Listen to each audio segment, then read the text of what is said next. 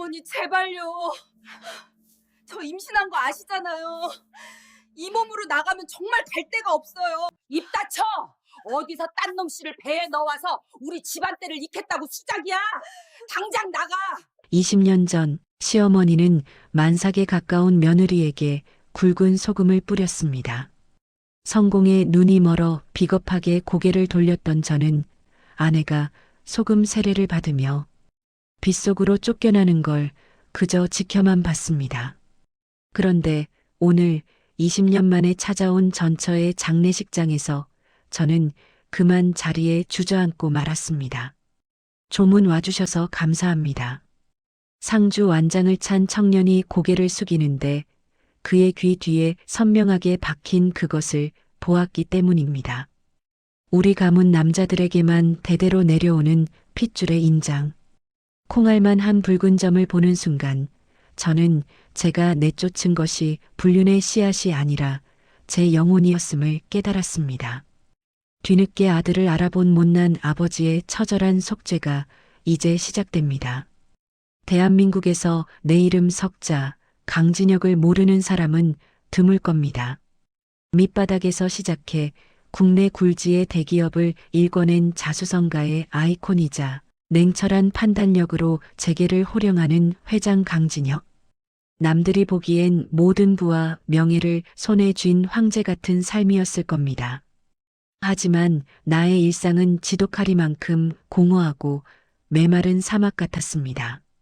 수천만 원을 호가하는 최고급 맞춤 정장을 매일 갈아입고 방탄 유리로 보호받는 수억 원대 세단의 뒷좌석에 몸을 실어도 내 가슴 한구석에는 늘 칼바람이 몰아치는 구멍이 뚫려 있었습니다. 성공이라는 신기루를 쫓기 위해 가장 소중했던 사람들을 제물로 바쳤던 대가였을까요? 화려한 연회장에서도 나는 늘 이방인이었고 밤마다 얼음을 띄운 독한 위스키로 타들어가는 속을 달래야만 겨우 짧은 잠을 청할 수 있었습니다. 그날도 여느 때와 다름없이 서류 뭉치에 파묻혀 차가운 공기를 마시고 있었습니다. 그때 비서가 서류 봉투 하나를 조심스럽게, 아주 조심스럽게 내 책상 위에 내려놓았습니다. 회장님, 확인하셔야 할 소식이 있습니다. 이정수님의 부고입니다. 그 순간 내 손에 들려있던 만년필이 힘없이 바닥으로 툭 떨어졌습니다. 이정순, 20년 전 내 손으로 직접 밀어내고 기억의 가장 깊은 심연 속에 파묻었던 이름. 성공의 정점에 서서 이제야 여유를 찾았다고 생각했는데 그녀는 나를 단 한순간도 기다려주지 않고 먼 길을 떠나버렸습니다. 서류에 적힌 장례식장 주소를 멍하니 바라보다가 나는 무언가에 홀린 듯 코트를 집어들고 사무실을 뛰쳐나갔습니다. 폭우가 미친 듯이 쏟아지는 밤이었습니다. 치읓 같은 어둠을 뚫고 검은색 세단. 한 대가 경기도 외곽의 낡고 허름한 장례식장 주차장으로 비틀거리듯 들어섰습니다. 수행원 하나 없이 직접 운전대를 잡은 나의 눈동자는 이미 핏발이 서붉게 충혈되어 있었습니다. 와이퍼가 아무리 바삐 움직여도 앞이 보이지 않을 만큼 쏟아지는 비는 마치 20년 전 정순이 소금 세례를 받으며 쫓겨나던 그날의 하늘이 다시 열린 것만 같았습니다. 나는 우산도 쓰지 않은 채 빗속으로 걸어나갔습니다. 값비싼 양복 어깨가 순식간에 차가운 빗물에 젖어들었지만 전혀 아랑곳하지 않았습니다. 오히려 그 매서운 빗줄기가 나의 더러운 죄를 조금이라도 씻어주길 바라는 미련한 마음뿐이었죠.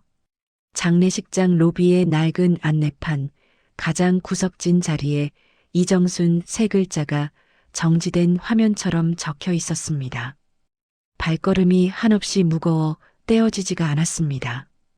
복도 끝 작고 초라한 빈소 입구에 다다랐을 때 나는 심장이 멈추는 것 같은 고통을 느끼며 그대로 멈춰 섰습니다.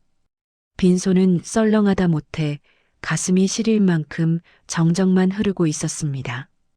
흔한 화환 하나 제대로 놓여 있지 않고 조문객들의 낮은 대화 소리조차 들리지 않는 고독한 죽음의 풍경이었습니다. 가슴이 찌릿하게 저려와 숨을 쉬기가 힘들었습니다. 내가 화려한 조명 아래서 성공을 구가하는 동안 당신은 이 차갑고 초라한 곳에서 홀로 마지막 숨을 몰아쉬며 나를 기다린 거야? 빈소 안으로 한 걸음씩 들어가며 재단 위에 놓인 영정 사진을 바라보았습니다. 사진 속 정수는 고생한 흔적이 역력해 주름이 깊게 패어 있었지만 그 눈빛만큼은 20년 전 내가 사랑했던 그 맑은 눈 그대로였습니다. 그 고요한 미소가 환청이 되어 나의 귓가를 날카롭게 때렸습니다. 정순아, 미안하다. 정말 미안하다. 나는 떨리는 손으로 국화 한 송이를 집어 영정 앞에 놓았습니다. 무릎을 꿇고 바닥에 엎드리자 억눌러 왔던 자책과 회한이 거대한 파도처럼 밀려와 나를 집어삼켰습니다. 그때였습니다.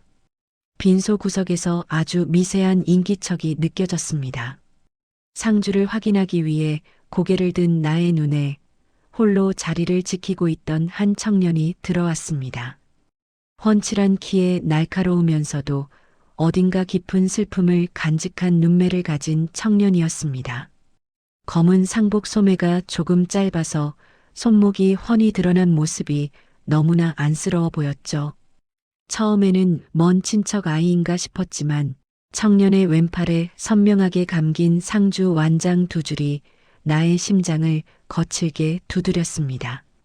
남편도 없이 이 어린 청년이 혼자서 엄마의 그 외롭고 고단한 마지막 길을 지키고 있었던 겁니다.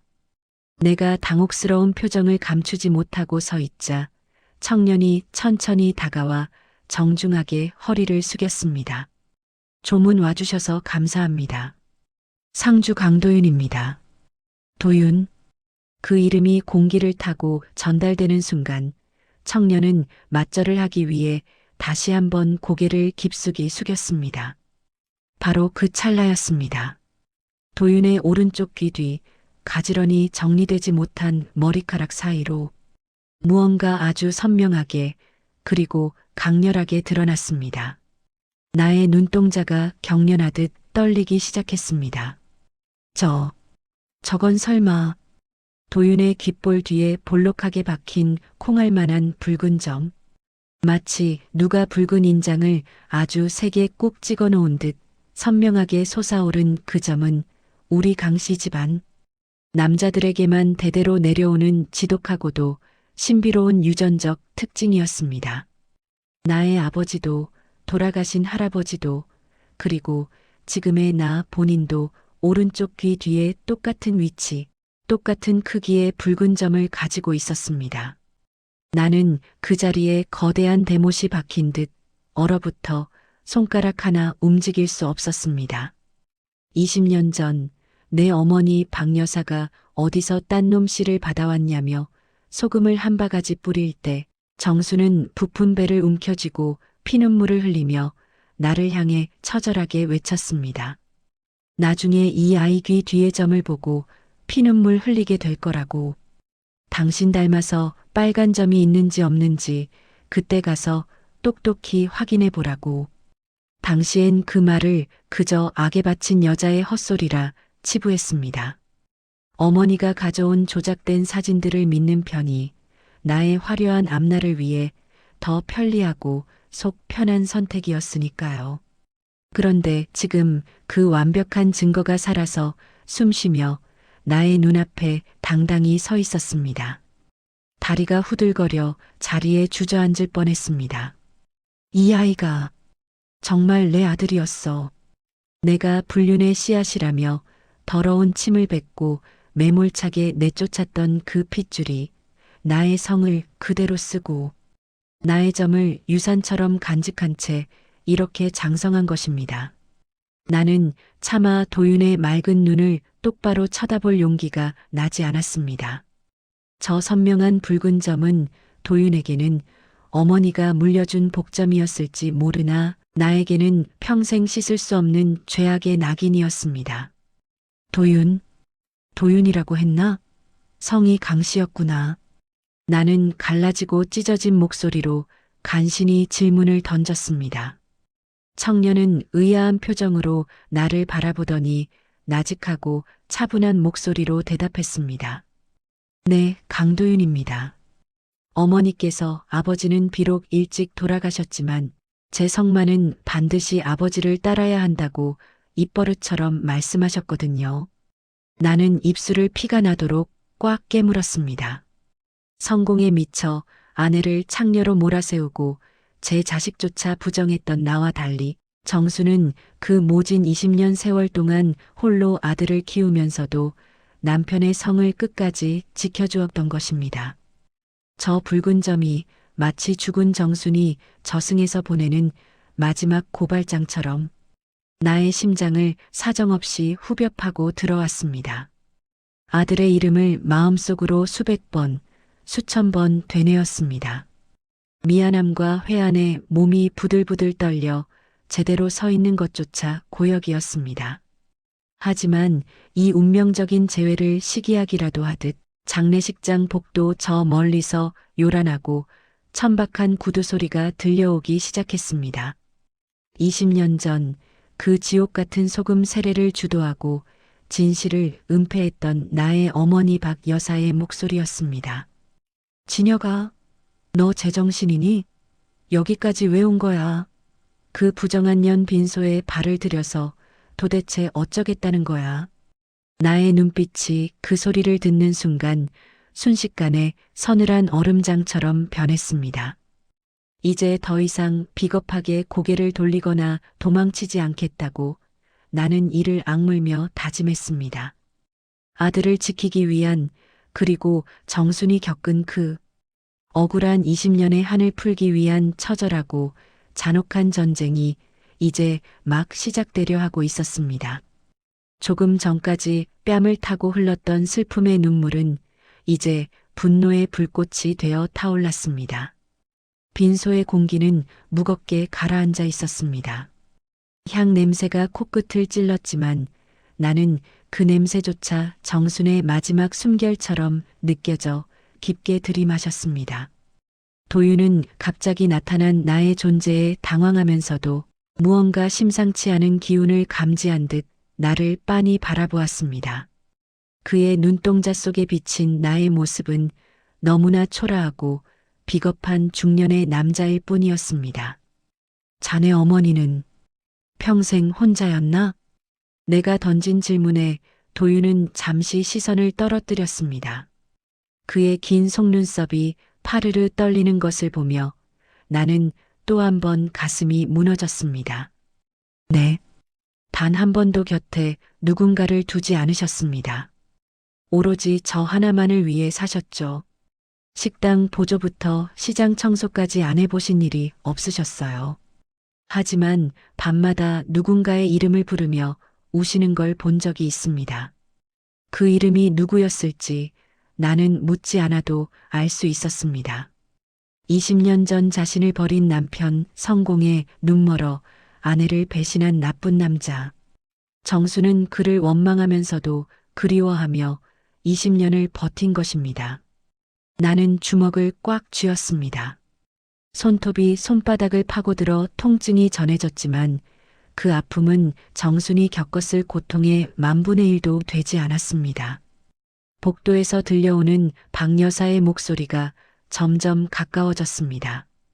그녀는 여전히 20년 전의 그 표독스러움을 간직한 채 이곳을 더럽다는 듯 묘사하며 다가오고 있었습니다. 나는 도윤의 어깨를 다시 한번 강하게 잡았습니다. 이제 곧 폭풍이 몰아칠 것입니다. 하지만 이번엔 내가 방패가 될 것입니다. 내 아들의 귀 뒤에 박힌 저 붉은 점이 나에게 말해주고 있었습니다. 이번만큼은 죽어도 물러서지 말라고. 도윤의 시선이 나의 눈과 다시 마주쳤습니다. 그는 아직 내가 누구인지 정확히 알지 못했습니다. 하지만 핏줄의 끌림일까요? 그는 나의 손길을 거부하지 않았습니다. 오히려 그 무거운 정막 속에서 나를 의지하는 듯한 눈빛을 보냈습니다. 나는 그 눈빛에 답하듯 고개를 끄덕였습니다. 걱정하지 마라. 이제 아저씨가, 아니, 내가 다 해결할 테니까. 말실수를 할 뻔한 나는 황급히 말을 돌렸습니다. 아직은 내가 아버지라고 말할 자격이 없었습니다. 이 장례식장을 피로 물들이더라도 정순의 명예를 회복하고 저 악마들에게 대가를 치르게 한 뒤에야 비로소 그 이름을 입에 올릴 수 있을 것입니다. 박 여사가 빈소 안으로 당당하게 걸어 들어왔습니다. 화려한 모피 코트를 걸치고 입가에는 비릿한 웃음을 머금은 채 그녀가 영정 사진을 훔쳤습니다. 그리고 상주석에 서 있는 도윤을 발견하자마자 가증스럽다는 듯 미간을 찌푸렸습니다. 어머, 정말 그 어미의 그 아들이네. 진여가, 이 아이 좀 봐라. 눈매가 아주 불길하지 않니? 내 아비가 누군지 모르겠지만 정말 천박하게도 생겼구나. 어머니의 그 독설이 도윤의 가슴에 꽂히는 순간 나는 폭발하고 말았습니다. 20년 전 정순에게 쏟아졌던 소금 가루가 이제는 화약이 되어 내 안에서 터져나갔습니다. 나는 어머니의 앞을 가로막으며 차갑게 내뱉었습니다. 어머니, 그 입 다무세요. 지금 어머니가 모욕하고 있는 사람이 누구인지 정말 모르고 하시는 말씀입니까? 진여가, 너 지금 이 애미한테 뭐라고 했니? 지금 이 천한 것들 편을 드는 거야? 내가 누구 덕분에 그 회장 자리에 앉아 있는데 감히 나한테 대들어.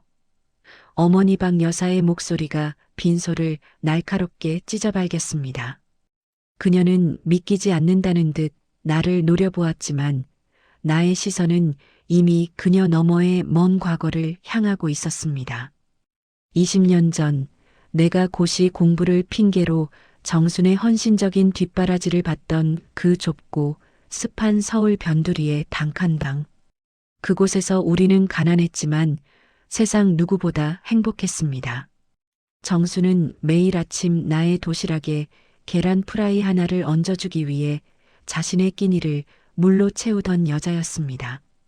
시장통에서 식당 보조 일을 하며 번 푼돈을 모아 나의 수험서와 필기구를 사다 주며 그녀는 늘 수줍게 웃었습니다. 진혁 씨, 나는 괜찮으니까 공부에만 전념해요. 당신 성공하는 게 내 유일한 꿈이에요. 하지만 나의 성공이 가시권에 들어오고 재벌가인 유라의 집안과 정략결혼 이야기가 오가기 시작하면서 모든 것이 지독한 비극으로 치닫기 시작했습니다. 어머니 박 여사는 나의 화려한 출세에 방해가 되는 정순을 제거하기로 마음먹었습니다. 그녀가 설계한 시나리오는 잔인할 만큼 완벽했고 치밀했습니다. 어느 날 내 책상 위에 던져졌던 사진들. 정순이 낯선 남자와 다정하게 팔짱을 끼고 모텔 골목을 들어가는 듯한 모습들. 지금 생각하면 아주 조잡한 합성이나 대역을 쓴 연출이었겠지만 당시 성공이라는 권력에 눈먼 나는 그것이 진실이기를 내심 바랐을지도 모릅니다. 그래야만 헌신적인 정순을 버리는 내 마음의 가책이 덜어질 테니까요. 비겁한 자기 합리화가 나를 지배하던 시절이었습니다. 진혁 씨, 저 아니에요. 정말이에요. 저 남자가 누군지도 모르고 본 적도 없어요. 제발 제 눈을 봐주세요. 비가 억수같이 쏟아지던 그의 여름밤, 정수는 얇은 여름. 원피스 차림으로 대문 밖 차가운 시멘트 바닥에 무릎을 꿇었습니다. 하지만 나는 창문을 닫고 두꺼운 커튼을 쳤습니다. 밖에서 들려오는 그녀의 오열 소리를 외면하며 나는 독한 술을 들이켰죠. 어머니는 기다렸다는 듯 대야에 가득 담긴 굵은 소금을 들고 나갔습니다. 이 더러운 년, 감히 우리 귀한 아들 핏줄이라고 속여서 팔자를 고치려 들어? 이 남의 자식? 뱀 파렴치한 년아, 당장 소금 맞고 지옥으로 꺼져버려. 쩍쩍 소리를 내며 정순의 얼굴과 가녀린 몸에 박히던 소금 알갱이들.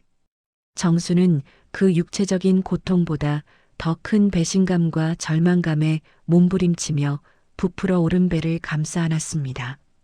진혁 씨, 당신 나중에 반드시 피눈물 흘리게 될 거야.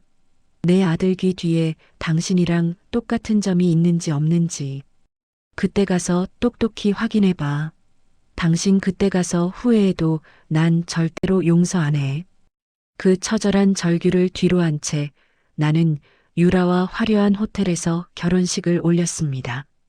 정순이 비를 맞으며 소금에 절여지고 있을 때 나는 샴페인을 터뜨리며 축배를 들었습니다. 성공의 가도를 달리는 동안 내 삶은 겉보기에 화려해졌지만 마음 한구석 깊은 곳에는 늘 소금 가루가 서걱거리는 듯한 불쾌함과 통증이 남아 있었습니다. 그런데 오늘 그 소금이 나의 목구멍을 타고 들어와 숨을 막히게 합니다. 내 아들의 귀 뒤에 박힌 저 선명한 붉은 콩알점이 20년 전 내가 방관했던 그 소금 가루 하나하나를 기억해내라고 소리치고 있었습니다. 어머니, 이 아이 귀 뒤를 똑똑히 보십시오. 우리 가문의 낙인, 이 붉은 콩알점이 여기 있습니다. 이래도 이 아이가 남의 씨입니까? 이래도 정순이가 불륜을 저질렀다고 우기실 겁니까? 나는 도윤의 머리카락을 떨리는 손으로 조심스럽게 걷어올리며 박 여사의 눈앞에 바짝 들이밀었습니다. 박 여사의 눈동자가 지진이라도 난 듯 심하게 요동쳤습니다. 20년 전 자신이 지어내고 유포했던 그 추악한 거짓말이 20년 후 살아서 돌아온 피의 증거 앞에 힘없이 무너져 내리는 순간이었습니다. 옆에 있던 현 부인 유라 역시 사색이 되어 뒷걸음질 쳤습니다. 그녀의 손에 들린 명품 가방이 바들바들 떨리는 것이 보였습니다. 그녀 역시 공범이었으니까요. 정순을 내쫓고 그 자리를 차지하기 위해 어머니와 결탁했던 그 추악한 과거가 낱낱이 드러나고 있었습니다. 이건 우연이야. 요즘 세상에 점 하나 가지고 무슨 핏줄 타령이니? 진혁아, 너 정말 저 죽은 년의 농간에 속고 있는 거야. 저 여자가 죽기 전에 너를 파멸시키려고 어디서 점 있는 애를 데려다 교육한 게 분명해. 박 여사는 끝까지 뻔뻔함을 유지하려 발악하며 소리를 질렀습니다. 하지만 그녀의 목소리는 이미 확신을 잃고 비참하게 갈라져 있었습니다. 장례식장에 모여든 몇 안 되는 조문객들과 병원 관계자들이 하나둘 모여들어 이 기괴한 광경을 지켜보기 시작했습니다. 도윤은 이 지독하고 기가 막힌 대화를 들으며 커다란 충격에 빠진 듯 했습니다. 그동안 아버지는 사고로 일찍 죽었다고만 알고 살았던 청년에게 오늘 처음 본 재벌 회장이 자신의 아버지라는 사실은 받아들이기 힘든 잔인한 진실이었을 겁니다. 그것도 자신의 어머니를 소금으로 내쫓은 비겁한 가해자라는 사실 말입니다. 당신이 정말 제 아버지인가요? 저희 어머니를 그렇게 버리고 소금까지 뿌리며 내쫓은 사람이 정말 당신입니까? 도윤의 나직한 질문에 나는 대답할 수 없었습니다. 그저 고개를 숙인 채 짐승처럼 흐느낄 뿐이었습니다. 20년의 세월을 되돌릴 수만 있다면 그 소금 대야를 발로 차버리고 빗속에 정순을 안아줄 수만 있다면 얼마나 좋을까요? 하지만 시간은 무정하게 흘러갔고 정순은 이제 차가운 영정 사진 속에서만 나를 꾸짖고 있었습니다. 도윤의 눈에는 눈물이 고였습니다. 원망과 증오, 그리고 핏줄에 대한 본능적인 이끌림이 뒤섞인 복잡한 눈빛이었습니다. 박 여사는 이 상황에서도 도윤을 향해 손을 지켜들었습니다. 이 근본도 없는 것이 감히 어디서 회장님한테 대들어. 너 같은 건 태어나지 말았어야 했어. 내 애미랑 같이 죽어버렸어야 했다고. 그녀의 손이 도윤의 뺨을 향해 날카롭게 휘둘러지던 찰나 나는 그녀의 손목을 부러질 듯 강하게 낚아챘습니다. 나의 소나기에 분노의 힘이 실렸고 박 여사는 비명을 지르며 바닥으로 주저앉았습니다. 어머니, 이제 그만하십시오. 더 이상 내 아들에게 손대지 마십시오. 아니, 도윤이뿐만 아니라 20년 전 정순이에게 저지른 그 죄악들, 제가 오늘 이 자리에서 전부 청산하겠습니다. 어머니가 20년 동안 누린 그 모든 호사와 권세, 제가 하나도 남김없이 다 회수하겠습니다. 당신들이 정순이의 인생을 짓밟은 대가가 얼마나 처절한지 똑똑히 보게 해드리겠습니다. 나의 선언에 유라는 정신이 나간 듯 비명을 지르며 나를 붙잡고 매달렸습니다. 제정신이에요? 어머님한테 어떻게 이래요? 이까짓 하나 있는 애 때문에 우리 가문을 무너뜨리겠다는 거예요? 우리 사이엔 자식도 없는데 그럼 우리 집안 재산은 다 어떻게 하려고요? 유라의 머릿속엔 오로지 재산뿐이었습니다. 20년 동안 함께 살았지만 그녀에게 나는 그저 금고 열쇠에 불과했다는 사실이 다시 한번 명확해졌습니다. 나는 유라의 손을 더러운 오물을 털어내듯 거칠게 뿌리쳤습니다. 그리고 비서실장에게 전화를 걸었습니다. 지금 당장 법무팀과 감사팀 전원 비상 소집해 최유라 씨 집안과 우리 회사 사이의 모든 리베이트 내역, 그리고 20년 전 어머니가 심부름센터와 주고받은 자금 흐름까지 샅샅이 뒤져서 보고해. 1시간 내로 결과 안 나오면 너희도 끝인 줄 알아. 나의 서슬퍼런 명령이 수화기를 타고 전달되었습니다. 장례식장은 이제 고요해졌습니다. 하지만 그 고요함은 모든 것을 집어삼킬 폭풍 전야의 정적과도 같았습니다. 도윤은 멍한 표정으로 나를 보다가 이내 정순의 영정사진 앞으로 다가가 다시 무릎을 꿇었습니다. 엄마가 왜 아버지가 죽었다고 했는지 이제야 알 것 같아. 저렇게 무서운 사람이 내 아버지라니. 엄마는 나를 지키려고 그 고통을 혼자 다 견뎠구나. 아들의 그 한마디가 나의 가슴을 망갈래로 찢어놓았습니다.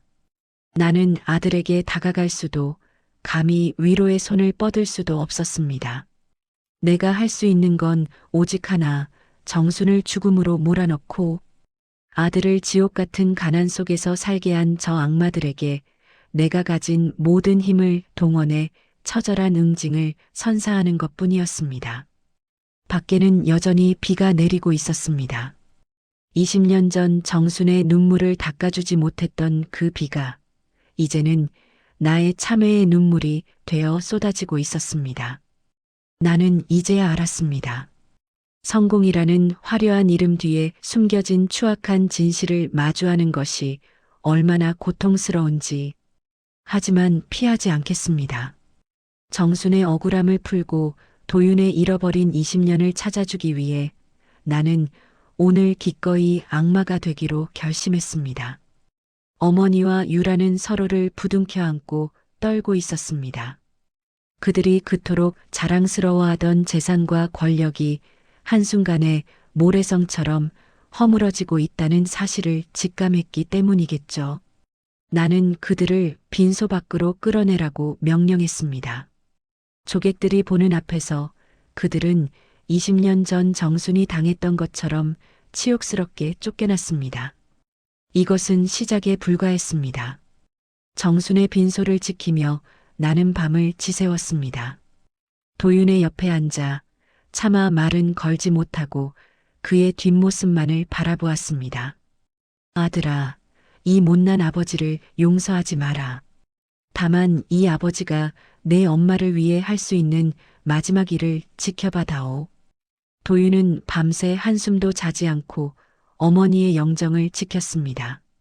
나는 그 옆에서 정순이 생전에 좋아했다던 음식을 비서를 시켜 구해왔지만 도윤은 손도 대지 않았습니다. 아저씨, 아니 회장님, 저희 어머니는 돈이 없어서 죽은 게 아닙니다. 마음이 가난해서 기댈 곳이 없어서 병드신 겁니다. 당신이 준 그 화려한 기회들, 저희 어머니는 단 한 번도 탐낸 적 없습니다. 도윤의 날카로운 지적에 나는 숨이 막혔습니다. 그래, 나는 돈으로 모든 것을 해결할 수 있다고 믿었던 오만한 인간이었습니다. 정순이 원했던 건 수천억의 재산이 아니라 비 오는 날, 씌워줄 우산 하나와 따뜻한 말 한마디였다는 것을 나는 20년이 지나서야 깨달았습니다. 새벽녘 장례식장에 도착한 법무팀의 서류 뭉치는 가관이었습니다. 박 여사가 정순을 내쫓기 위해 사용했던 추악한 뒷거래, 정황들이 고스란히 적혀 있었습니다. 심지어 정순이 아이를 낳은 병원까지 찾아가 아이를 해외로 팔아넘기려 했다는 기록까지 발견되었습니다. 정순은 그 위협을 피해 이름을 숨기고 전국을 떠돌며 도윤을 키워냈던 것입니다. 서류를 읽는 나의 손이 분노로 부들부들 떨었습니다. 인간의 탈을 쓰고 어떻게 자기 손주를 팔아치우려 했단 말입니까? 나는 서류를 꽉 움켜쥐었습니다. 어머니, 당신은 더 이상 나의 어머니가 아닙니다. 도윤은 그 서류를 보며 결국 무너져 내렸습니다. 엄마가 왜 그렇게 늘 불안해했는지, 왜 이사할 때마다 밤늦게 짐을 쌌는지 이제야 알겠다며 그는 바닥을 치며 통곡했습니다. 나는 아들을 안아주고 싶었지만 여전히 그럴 자격이 없음을 잘 알고 있었습니다. 그저 옆에서 함께 울며 정순의 영정 앞에 무릎을 꿇고 빌 뿐이었습니다. 정순아, 내가 정말 죽을 죄를 지었다. 내가 겪은 그 공포와 외로움을 내가 어떻게 보상해야 하니? 이 장례가 끝나면 세상은 뒤집어질 것입니다. 강진혁 회장의 추악한 과거와 그보다 더 추악한 가문의 민낯이 만천하에 공개될 것입니다. 나는 나의 파멸을 두려워하지 않습니다. 오히려 그것이 정순에게 갈 수 있는 유일한 길이라면 기꺼이 받아들이겠습니다. 도윤의 귀 뒤 붉은 점이 새벽빛을 받아 희미하게 빛나고 있었습니다. 그 점은 이제 나에게 마지막 경고를 하고 있었습니다. 다시는 이 아이의 손을 놓지 말라고, 다시는 비겁하게 숨지 말라고 말입니다. 장례식장의 긴 밤이 지나고 날이 밝아오고 있었습니다. 비는 그쳤지만 공기는 여전히 차가웠습니다. 나는 도윤의 곁에 서서 결연하게 앞을 바라보았습니다. 이제 곧 발인이 시작될 것입니다. 정순의 마지막 길을 배웅하며 나는 그녀가 남긴 위대한 유산인 도윤을 위해 나의 남은 인생을 전부 걸기로 맹세했습니다. 복수는 차갑게, 속죄는 뜨겁게 행할 것입니다. 장례식장의 공기는 얼어붙은 듯 차가웠습니다. 새벽이 찾아왔지만 이 초라한 빈소에는 온기라고는 찾아볼 수 없었죠. 하지만 진짜 추위는 날씨 때문이 아니었습니다. 조금 전 쫓겨났던 어머니 박 여사와 현 부인 최유라가 이번에는 시커먼 정장을 입은 사내들 수십 명을 대동하고 다시 빈소로 들이닥쳤기 때문입니다. 그들은 장례식장의 고요한 법도 따위는 안중에도 없다는 듯 흙발로 빈소 안을 가로질러 들어왔습니다. 진혁아, 너 정말 제정신이야? 이 근본도 모르는 애를 아들이라고 공표하겠다고? 내가 미쳐도 단단히 미쳤구나. 박 여사는 화려한 모피 코트 자락을 휘날리며 영정사진 바로 앞까지 성큼성큼 다가왔습니다. 그리고는 향로 옆에 놓인 정순의 영정사진을 아주 가소롭다는 듯 쳐다보았습니다. 옆에 선 최유라는 한술 더 떠 명품 가방에서 손수건을 꺼내 코를 막으며 인상을 찌푸렸습니다. 어머님, 여기 냄새 좀 보세요.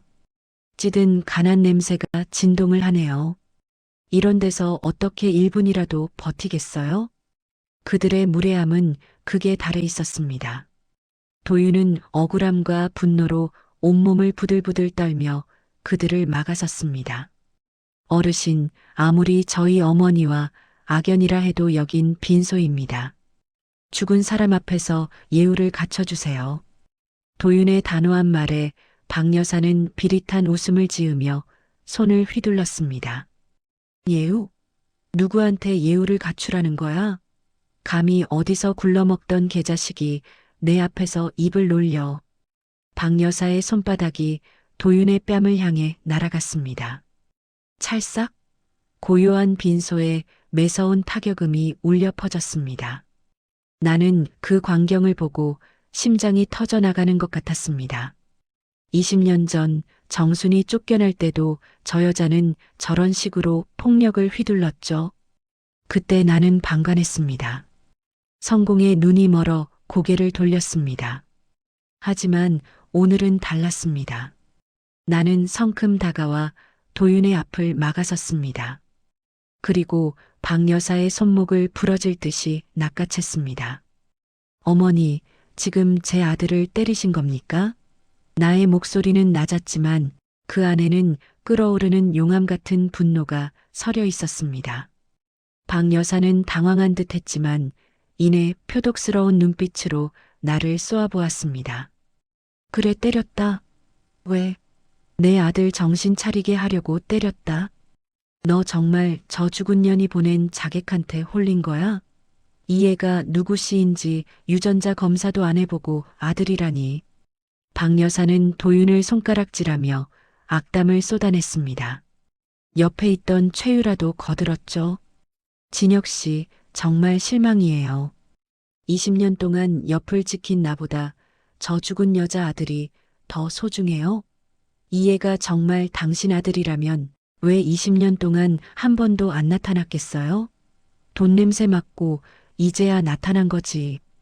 유라의 가증스러운 목소리에 도윤의 눈에서 굵은 눈물이 뚝 떨어졌습니다. 아니에요.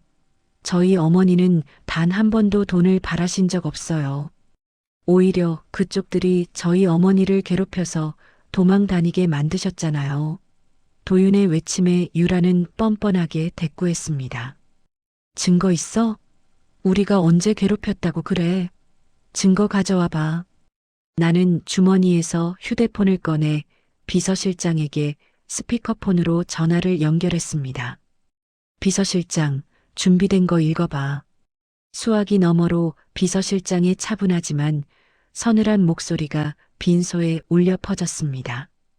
2006년 7월 박 여사님 지시로 심부름센터 블랙에 현금 1억 원 전달. 이정순 씨의 불륜 조작 사진 12장 제작 의뢰 및 유포. 2007년 3월 이정순 씨가 출산한 병원에 사설 경호원 배치하여 아이 강제 탈취 시도 후 실패. 2015년까지 총 14차례에 걸쳐 이정순 씨의 거주지에 협박성 편지 발송 및 취업 방해 행위 확인되었습니다. 서류의 내용이 낱낱이 공개되자 박 여사의 얼굴이 흑빛으로 변했습니다. 유라 역시 사색이 되어 입을 벌린 채 얼어붙었습니다. 도윤은 그 내용을 들으며 결국 바닥에 주저앉아 통곡하기 시작했습니다. 엄마가 왜 밤마다 문 잠그는 소리에 깜짝깜짝 놀랐는지, 왜 그렇게 자다가도 내 이름을 부르며 깨어났는지 이제야 알겠어. 저 악마들이 엄마를 평생 괴롭힌 거였어. 아들의 오열이 나의 심장을 도려내는 것 같았습니다. 나는 박 여사를 똑똑히 보며 말했습니다. 어머니, 이게 어머니가 말씀하신 아들의 앞길을 위한 배려입니까? 20년 동안 한 여자의 인생을 난도질하고 제 자식까지 팔아넘기려 한 게 어머니의 사랑입니까? 나의 외침에 박 여사는 비틀거리며 뒷걸음질 쳤습니다. 아니야. 그건 다 너를 위해서. 내가 재벌가랑 결혼해야 성공할 수 있으니까 내가 악역을 자처한 거야. 박 여사의 뻔뻔한 자기 합리화에 나는 비릿한 웃음이 나왔습니다. 저를 위해서라고요? 아니요. 어머니의 욕심을 위해서였겠죠. 어머니가 20년 동안 누린 그 화려한 보석들, 명품들, 사교계의 권력들. 그거 다 정순이와 제 아들의 피눈물을 빨아먹고 자란 괴물 같은 것들이었습니다. 이제 그 괴물들에게 사형 선고를 내리겠습니다. 나는 옆에 서 있던 변호사에게 고개를 끄덕였습니다. 변호사가 서류 가방에서 두툼한 서류 뭉치를 꺼내 유라와 박 여사 앞에 내밀었습니다. 최유라 씨, 이건 이혼 소장입니다. 귀하가 결혼 생활 동안 가문의 자금을 횡령하고 친정 식구들에게 부당 지원한 내역이 고스란히 담겨 있습니다. 귀책 사유는 전적으로 귀하에게 있으므로 위자료는커녕 지금 몸에 걸치고 있는 것들까지 다 압류 대상입니다. 그리고 박 여사님, 회장님 명의로 된 모든 자산 및 재단 이사직 해임 통지서입니다. 오늘부로 어머님 명의의 법인 카드, 법인 차량, 별장 모두 회수하겠습니다. 박 여사는 비명을 지르며 서류를 찢어 발겼습니다. 못해. 내가 이 집안의 안주인인데 누가 나를 내쫓아. 진혁아, 내가 어떻게 나한테 이래. 내가 내 애미인데. 유라도 울며 불며 내 다리를 붙잡았습니다. 진혁 씨, 잘못했어요. 내가 다 설명할게요. 어머님이 시켜서 한 일이에요. 난 정말 당신밖에 없었어요. 나는 유라의 손을 더러운 오물이라도 되는 듯 거칠게 털어냈습니다. 당신들한테 기회는 20년 전에 끝났어. 정순이가 소금을 맞으며 쫓겨나던 그날, 내 자식이 빗속에서 태어날 자리를 잃어버린 그날 말이야. 나는 이제 당신들의 아들도 남편도 아니야. 나는 오직 이정순의 남편이자 강도윤의 아버지로서 이 자리에 서 있다. 나는 비서실장에게 지시했습니다. 지금 당장 이 사람들을 빈소에서 끌어내세요. 그리고 밖에서 대기 중인 기자들에게 모든 자료 배포하세요. 강진혁 회장의 20년 전 진실과 박 여사 및 최유라의 악행 전말을 단 한 글자도 빠짐없이 공개하세요. 내일 아침 대한민국 모든 신문 일면에 이 추악한 민낯이 도배되게 만드세요. 박 여사와 유라는 경호원들의 손에 붙잡혀 질질 끌려나갔습니다. 20년 전 정순이 당했던 것처럼 그들은 수많은 조문객과 병원 사람들의 손가락질을 받으며 치욕스럽게 쫓겨났습니다. 박 여사가 끝까지 비명을 질렀습니다. 진혁아, 너 후회할 거야. 너도 공범이야. 내가 방관했잖아. 너도 똑같이 무너지게 될 거야.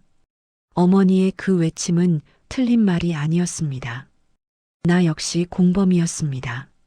성공이라는 마약에 취해 진실을 외면했던 비겁한 방관자.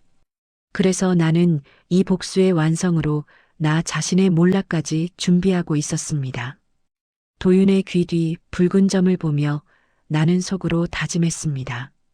아들아, 이 아비가 저 악마들을 지옥으로 보내고 그 다음엔 나 스스로를 벌하겠다. 그래야만 내 엄마 얼굴을 조금이라도 볼 면목이 생길 것 같구나. 빈소는 다시 고요해졌지만 그 고요함 속에는 이제 슬픔보다 더 뜨거운 정의의 불꽃이 타오르고 있었습니다. 도윤은 낡은 보따리를 품에 꼭 안고 어머니의 영정을 바라보았습니다. 엄마, 아빠가 이제야 엄마 편을 들어주네. 20년이나 걸렸지만 그래도 엄마 억울한 거 다 풀렸어. 도윤의 낮은 읊조림에 나는 가슴이 미어지는 것 같았습니다. 20년의 세월, 그 긴 시간을 나는 무엇을 위해 달려왔던 것일까요? 수조원의 매출, 수만 명의 직원보다 내 아이의 눈물. 한 방울이 더 무겁고 소중하다는 것을 나는 왜 이제야 깨달았을까요? 나는 도윤에게 다가가 무릎을 꿇었습니다.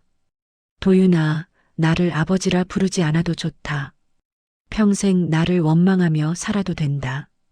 하지만 이 장례가 끝나고 세상이 너를 손가락질하지 못하게 하겠다. 내 어머니를 불륜녀로 기억하게 하지 않겠다.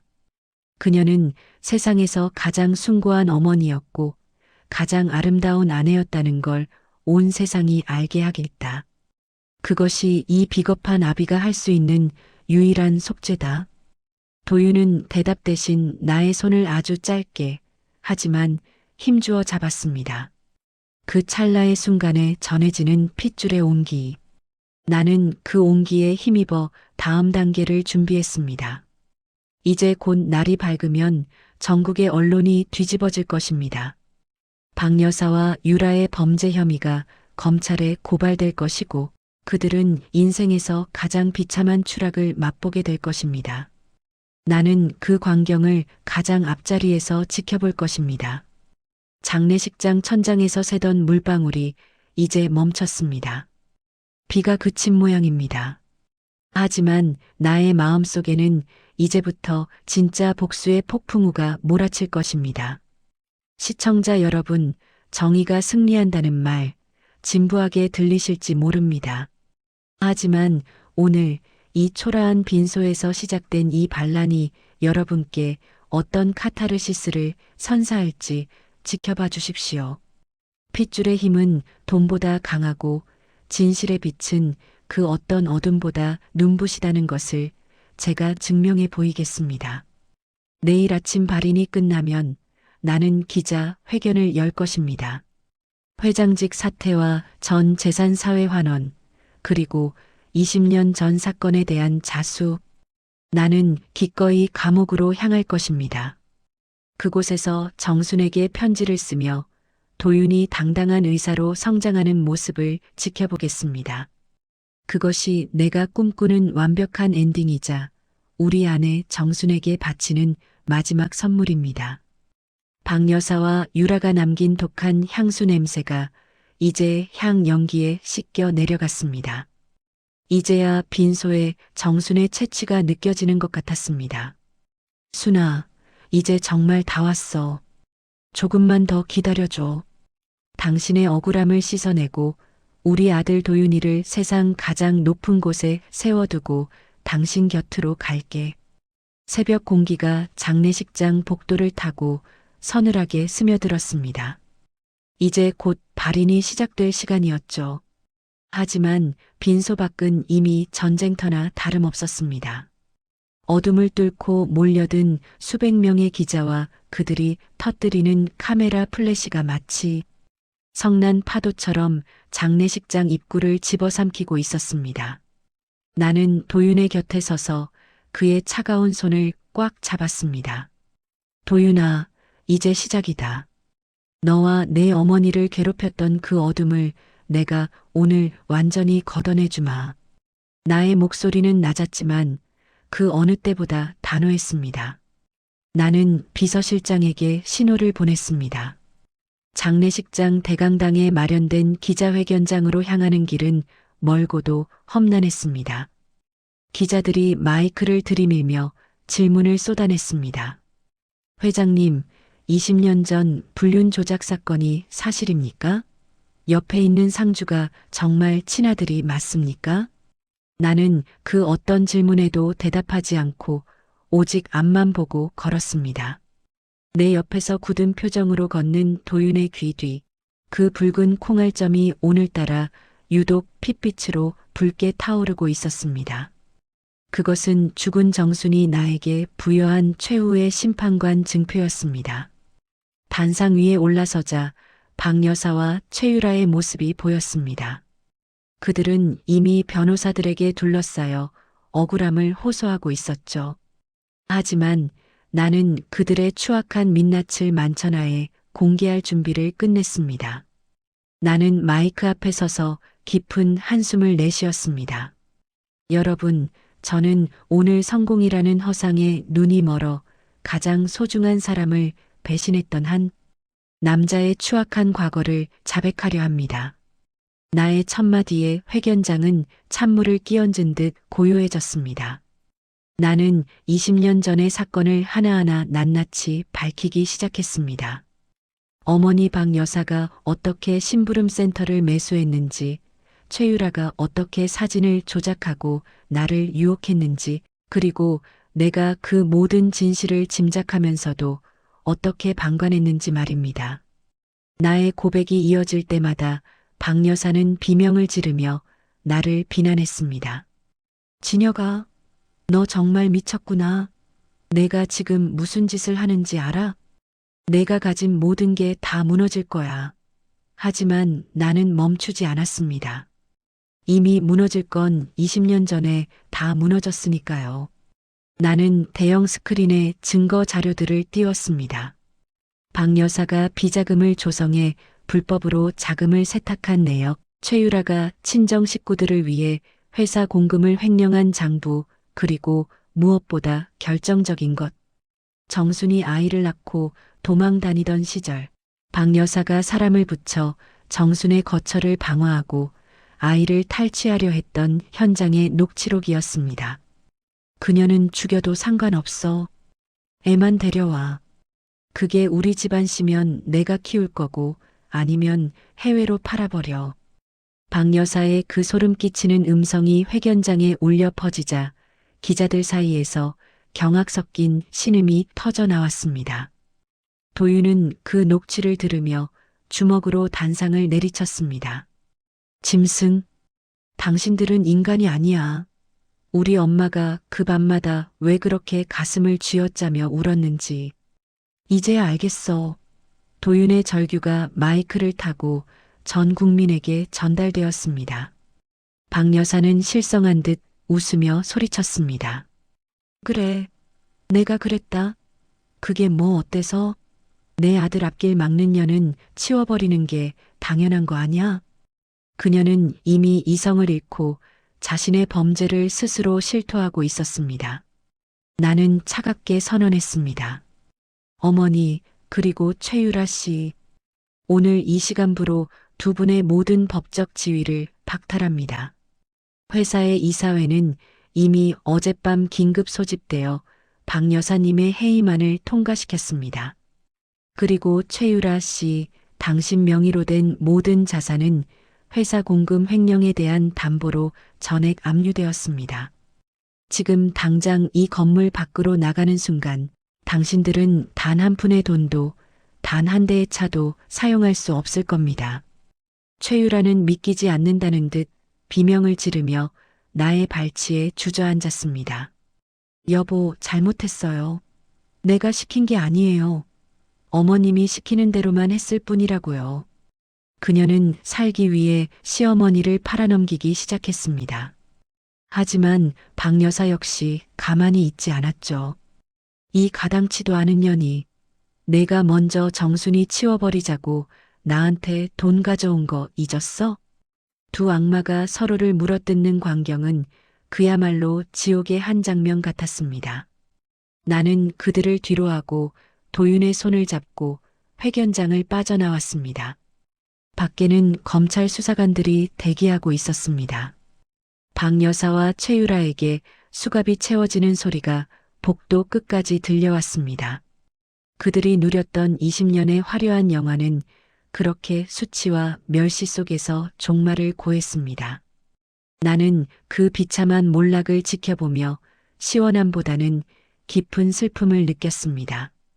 진작 이랬어야 했는데, 진작 내가 용기를 냈어야 했는데, 이제 마지막 순서가 남았습니다. 나는 다시 빈소로 돌아와 정순의 영정 앞에 섰습니다. 순아, 이제 정말 다 끝났어. 당신 억울한 거 다 풀렸어. 그리고 우리 아들. 이제 내가 온전히 지킬 수 있게 됐어. 나는 정순의 사진 앞에 무릎을 꿇고 어린아이처럼 울었습니다. 도윤도 내 옆에 앉아 나의 어깨를 감싸 안았습니다. 아빠, 엄마도 이제 편히 쉬실 거예요. 고마워요. 끝까지 포기 안 해줘서. 발인이 시작되었습니다. 운구차가 장례식장을 떠날 때 나는 직접 정순의 관을 메었습니다. 어깨를 짓누르는 무게는 단순한 나무 상자의 무게가 아니었습니다. 20년 동안 내가 방치했던 정순의 고단한 삶의 무게였습니다. 나는 이 무게를 평생 짊어지고 살아가리라 다짐했습니다. 장지로 가는 길, 빗줄기는 잦아들고 구름 사이로 한 줄기 빛이 내리쬐었습니다. 마치 정순이 우리를 지켜보고 있다는 신호 같았습니다. 장지에 도착해 정순을 땅에 묻으며 나는 그녀의 낡은 보따리를 함께 넣었습니다. 그 보따리 속에 든 고통의 기억들은 이제 흙으로 돌아가 걸음이 되고 도윤의 앞날에는 아름다운 꽃만 피어나길 빌었습니다. 도윤은 어머니의 묘소 앞에 붉은 장미 한 송이를 놓았습니다. 엄마, 아빠랑 잘 지낼게. 하늘에서 우리 꼭 지켜봐줘. 20살 청년의 듬직한 뒷모습을 보며 나는 다시 한번 정순에게 약속했습니다. 당신이 목숨 걸고 지킨 이 아이, 내가 내 목숨보다 더 소중히 키우겠다고 말입니다. 장례를 마치고 돌아오는 차 안에서 나는 비서실장에게 다음 지시를 내렸습니다. 나의 모든 지분을 사회에 환원할 재단을 설립해라. 이름은 이정순 재단으로 하고 도윤이 성인이 될 때까지 내가 관리하다가 넘겨주겠다. 그리고 나는 내일 경찰서로 가겠다. 방관죄와 증거인멸 방조죄에 대해 자수하겠다. 비서실장은 깜짝 놀랐지만 나는 단호했습니다. 죗값을 치르지 않은 용서는 가짜입니다. 나는 감옥에서 정순에게 편지를 쓰며 진정한 속죄의 시간을 가질 것입니다. 도윤은 나의 결정을 존중해 주었습니다. 아빠, 기다릴게요. 아빠가 떳떳하게 돌아오실 때까지 제가 공부 열심히 해서 엄마랑 아빠가 부끄럽지 않은 사람이 될게요. 아들의 의젓한 말에 나는 세상을 다 얻은 것 같은 기분이 들었습니다. 20년 동안 그토록 갈구했던 성공이 아들의 이 따뜻한 한마디보다 가볍다는 것을 이제야 깨달았다니 참으로 미련한 인생이었습니다. 박 여사와 최유라는 감옥에서도 서로를 원망하며 지옥 같은 날들을 보내고 있다는 소식이 들려왔습니다. 그들은 자신들이 무엇을 잘못했는지 끝까지 깨닫지 못한 채 빼앗긴 돈과 권력만을 아까워하고 있었습니다. 하지만 그것이 그들에게 내려진 가장 가혹한 형벌이었습니다. 평생 탐욕의 노예로 살다 그 탐욕에 먹혀버린 삶. 나는 그들을 위해 기도하지 않았습니다. 그것 또한 사치라는 생각이 들었으니까요. 나는 이제 경찰서 유치장에 앉아 창밖의 달을 보고 있습니다. 좁은 방이지만 마음은 그 어느 때보다 평온합니다. 귀 뒤에 박힌 나의 붉은 점이 오늘따라 유독 따뜻하게 느껴집니다. 이것은 이제 나를 괴롭히는 낙인이 아니라 정순과 도윤을 이어주는 사랑의 징표입니다. 내일이면 나는 더 깊은 곳으로 옮겨지겠지만 두렵지 않습니다. 나에게는 기다려주는 아들이 있고 하늘에서 지켜봐주는 아내가 있으니까요. 시청자 여러분, 제 이야기가 여러분께 어떤 의미로 다가갔을지 모르겠습니다. 돈과 성공을 위해 가장 소중한 것을 버리는 우를 범하지 마십시오.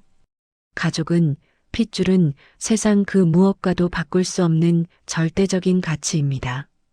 늦었다고 생각할 때가 정말 늦은 것일 수도 있지만 그래도 용기를 내어 진실을 마주하십시오. 그래야만 남은 인생이라도 사람답게 살 수 있습니다. 내일 아침이면 도윤이 면회를 오기로 했습니다. 아들과 함께 나눌 따뜻한 밥 한 끼가 벌써 기다려집니다. 화려한 만찬보다 차가운 유치장 접견실에서 나누는 콩밥이 훨씬 더 달콤할 것 같습니다. 그것이 제가 20년 만에 되찾은 진짜 행복이니까요. 정순아, 고맙다. 나에게 이런 기회를 줘서. 나 정말 열심히 살게. 우리 아들 멋진 의사로 키워낼게.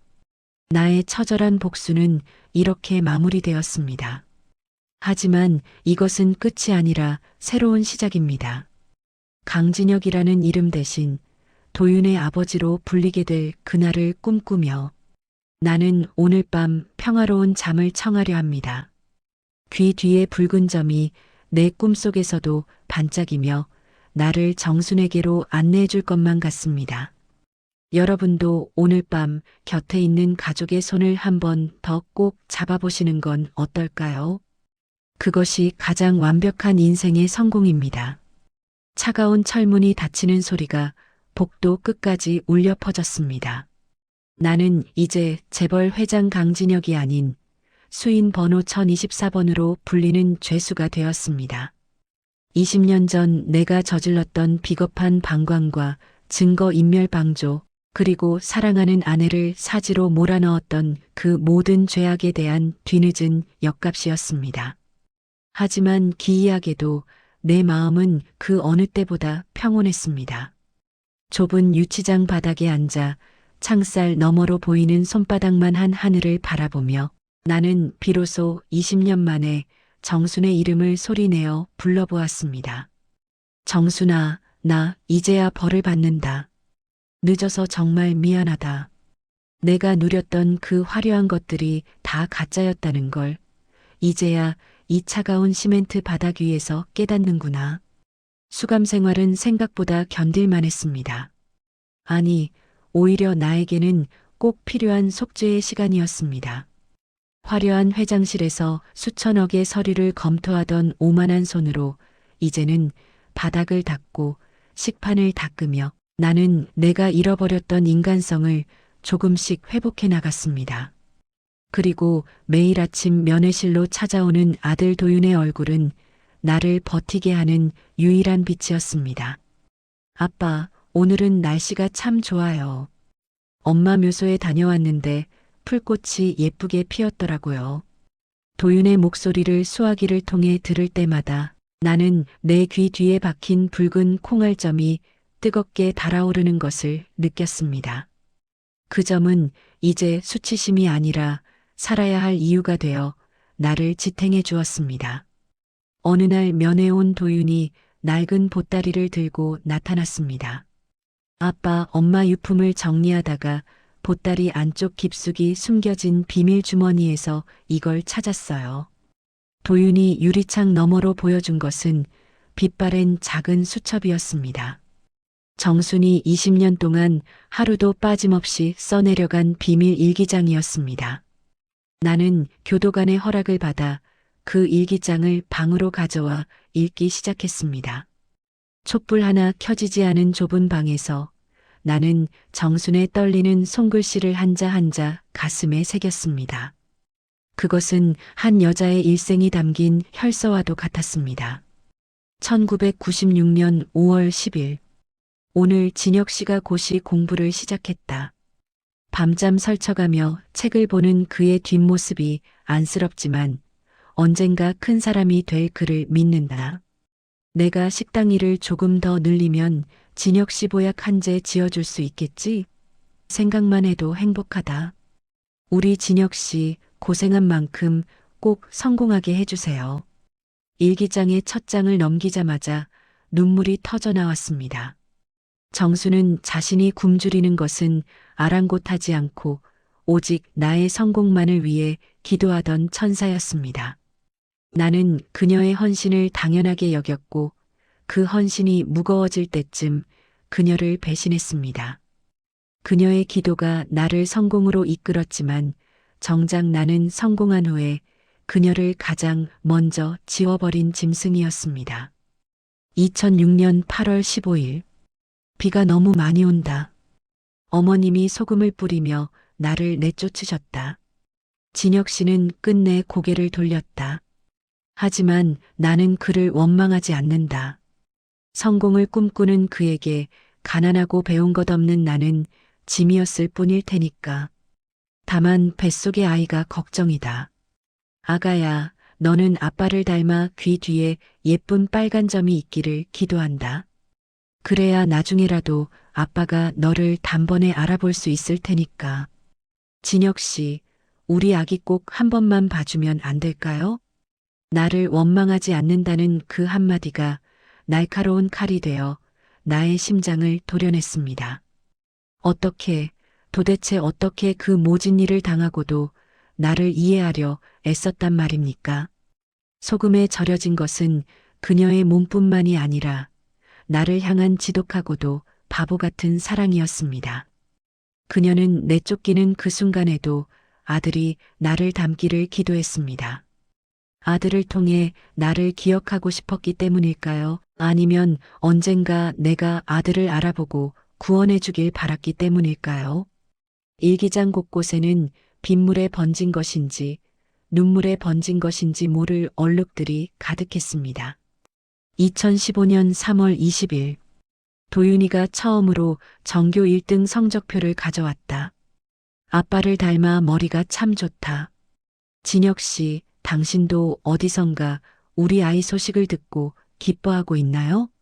당신이 준 성을 지키기 위해 나는 오늘도 이름을 숨기고 식당 주방에서 밤을 지새웁니다. 힘들지만 괜찮아요. 도윤의 웃음소리에 당신의 목소리가 섞여 있거든요. 도윤아, 너는 꼭 아빠처럼 훌륭한 사람이 되어야 한다. 정수는 내가 화려한 성공 가도를 달리는 동안 아들에게 나의 존재를 긍정적으로 심어주기 위해 피나는 노력을 했습니다. 아버지는 사고로 일찍 돌아가셨지만 참으로 훌륭하고 정의로운 분이었다고 너는 그분의 핏줄이니 어떤 고난 앞에서도 당당하게 살아야 한다고 가르쳤던 것입니다. 나는 아들에게 괴물이었으나 정수는 나를 아들에게 영웅으로 만들어 주었습니다.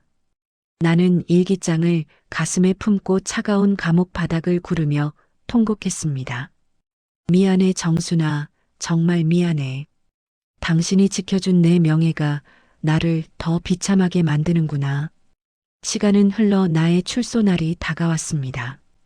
교도소 정문 밖에는 이제 제법 의젓한 성인의 티가 나는 도윤이 서 있었습니다. 아빠 고생 많으셨어요. 도윤은 두부 대신 따뜻한 캔커피 하나를 내밀었습니다. 나는 아들을 안아주었습니다. 20년 전 빗속에서 놓쳐버린 그 작은 생명이 이제는 나보다 더 넓은 어깨를 가진 남자가 되어 나를 지탱해 주었습니다. 우리는 그 길로 정순의 묘소로 향했습니다. 이제야 온전한 가족이 되어 그녀 앞에 서는 날이었습니다. 묘소 주변은 정순의 이름으로 설립된 장학재단의 아이들이 심어놓은 꽃들로 가득했습니다. 나는 비석 앞에 무릎을 꿇었습니다. 순아, 나 이제 나왔어. 당신이 남긴 숙제들 다 해결하고 이제야 당신 앞에 떳떳하게 섰어. 나는 정순의 일기장을 묘비 옆에 묻어주었습니다. 이제는 아픔이 아니라 평화 속에 잠들기를 바라는 마음이었습니다. 도윤은 묘비 앞에서 자신이 받은 의사 국가고시 합격증을 보여주었습니다. 엄마, 나 이제 의사 됐어. 엄마처럼 아픈 사람들을 고쳐주는 그런 의사가 될게. 지켜봐줘. 묘비 너머로 불어오는 바람이 마치 정순의 대답처럼 따뜻했습니다. 나는 회장직으로 복귀하는 대신 정순의 이름으로 세운 장학 재단에서 아이들을 가르치고 돌보는 일을 시작했습니다. 수천억의 자산은 이미 사회에 환원되었고 나에게 남은 건 작은 아파트 한 채와 도윤과 함께하는 시간뿐이었습니다. 하지만 나는 지금이 내 인생에서 가장 부유하다고 느낍니다. 매일 아침 도윤의 출근길 식사를 준비하고 저녁이면 퇴근하는 아들과 김치찌개를 마주놓고 앉아 오늘 하루 있었던 소소한 일들을 나누는 일상. 이것이 진짜 성공이라는 것을 나는 20년이 지나서야 모든 것을 내려놓고 나서야 깨달았습니다. 박 여사는 결국 감옥에서 치매 증세가 심해져 요양병원으로 이송되었다고 합니다. 그녀는 매일 밤 소리치며 누군가에게 소금을 뿌리는 신용을 한다더군요. 평생 자신이 휘둘렀던 도끼가 결국 자신을 집어삼킨 것입니다. 최유라 역시 모든 재산을 몰수당하고 친정 식구들에게조차 버림받아 비참한 생활을 하고 있다는 소식을 들었습니다. 하지만 나는 그들을 찾아가지 않았습니다. 증오는 이제 나의 몫이 아니며 그들에게 줄 관심조차 아까웠으니까요. 그들은 이미 자신들이 만든 지옥에서 살아가고 있었습니다. 어느 날 저녁 도윤이 퇴근길에 어린아이 한 명을 데려왔습니다. 재단에서 후원하는 아이인데 부모에게 버림받고 시설에서 자라는 아이였습니다. 그 아이의 손을 잡고 들어오는 도윤의 모습을 보며 나는 묘한 전율을 느꼈습니다. 도윤은 그 아이를 씻기고 밥을 먹인 뒤 자신의 방으로 데려가 잠자리를 봐주었습니다. 아빠, 이 아이를 보니까 제 어린 시절이 생각나요.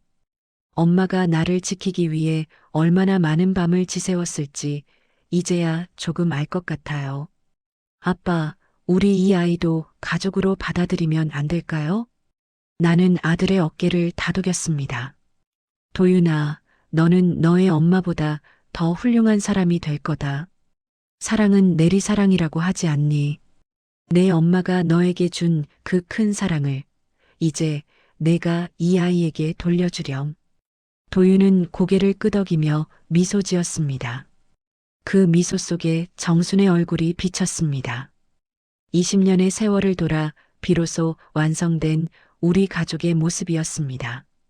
핏줄은 점으로 이어졌지만 가족은 사랑으로 완성된다는 것을 나는 이제야 알았습니다.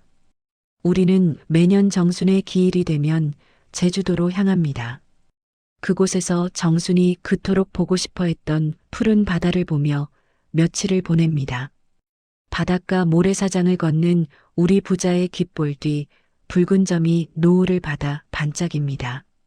사람들은 우리를 보며 참 많이 닮았다고 수군거립니다.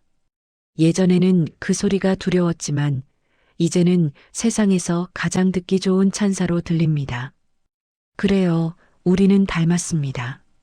피를 나눈 부자이고 고통을 함께 이겨낸 전우이며 서로를 사랑하는 가족이니까요. 인생은 긴 여행과 같습니다. 때로는 길을 잃기도 하고 소중한 것을 잃어버리기도 합니다. 하지만 진실이라는 이정표를 놓치지 않는다면 아무리 먼 길을 돌아와도 결국 목적지에 도착하게 됩니다. 나는 너무나 먼 길을 돌아왔습니다. 20년이라는 긴 세월을 성공이라는 이름의 어둠 속에서 방황했습니다. 하지만 정순이 남긴 붉은 점이라는 마지막 등불 덕분에 나는 다시 집으로 돌아올 수 있었습니다. 나의 이야기는 여기서 끝이 납니다. 하지만 도윤과 내가 만들어갈 새로운 이야기는 이제부터 진짜 시작입니다. 콩알만 한 붉은 점이 이어준 이 기적 같은 인연을 나는 영원히 소중히 간직할 것입니다. 시청자 여러분, 여러분의 인생에도 혹시 잊고 지낸 붉은 점 같은 소중한 인연이 있지는 않으신가요? 성공과 돈이라는 화려한 불빛 때문에 정작 소중한 사람의 얼굴을 못 본 채 하고 있지는 않으신가요? 지금 이 영상을 보고 계신 여러분께 묻고 싶습니다. 만약 여러분에게도 20년 전에 비겁한 선택을 되돌릴 기회가 주어진다면 여러분은 어떤 선택을 하시겠습니까? 혹은 지금 곁에 있는 가족에게 꼭 하고 싶지만 아껴두었던 말이 있다면 무엇인가요? 평생 사랑한다는 말을 아끼다 뒤늦게 피눈물을 흘린 저처럼 되지 마십시오.